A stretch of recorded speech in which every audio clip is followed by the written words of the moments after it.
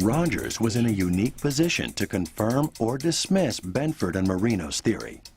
Ray had in his possession, from 1978, the tape samples lifted from the surface of the shroud. But remember, those were not big fibers, those were fibrils taken from the surface.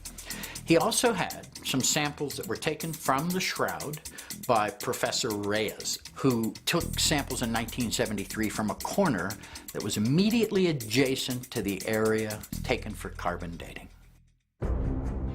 What few realized was that Ray Rogers was in a race against time. He was losing a long battle with cancer. His old friend, Barry Schwartz, recorded this interview to ensure Ray could recount in his own words what he did next. So I read their paper and I thought, I've got the samples that can shoot that full of holes. So I got out the Ross samples and I got out the shroud samples and I went to work again. A couple hours later he calls me and he goes, boy, he says, I can't believe it. He says, they were right. There's cotton here. He says, there's no cotton in the rest of the shroud, but there's cotton interwoven here. They must be right. No one was more shocked than Rogers himself. His initial observation seemed to confirm Benford and Marino's hypothesis. But he knew to be absolutely certain he needed to examine the threads that were carbon dated.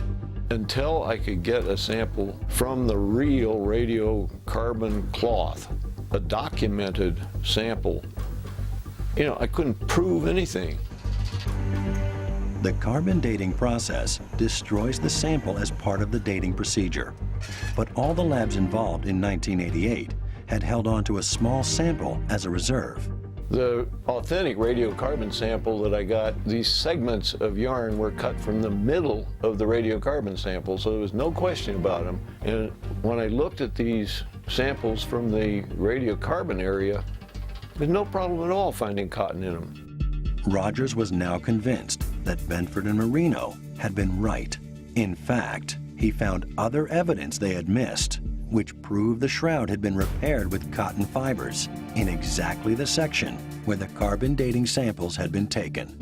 If you happen to hit a place where a yarn segment from the original shroud was spliced into the new reweave part, the splice very definitely shows the new yarn that was being put in and dyed to match.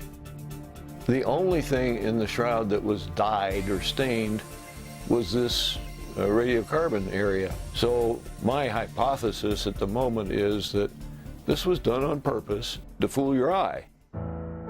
Rogers also returned to STURP's 1978 experiments to see if there was anything the carbon dating labs had overlooked. And when we went back and looked at the ultraviolet photographs, here is this area that's significantly darker. It doesn't fluoresce as much, and it's just this area around the Ross sample and where the radiocarbon sample was cut.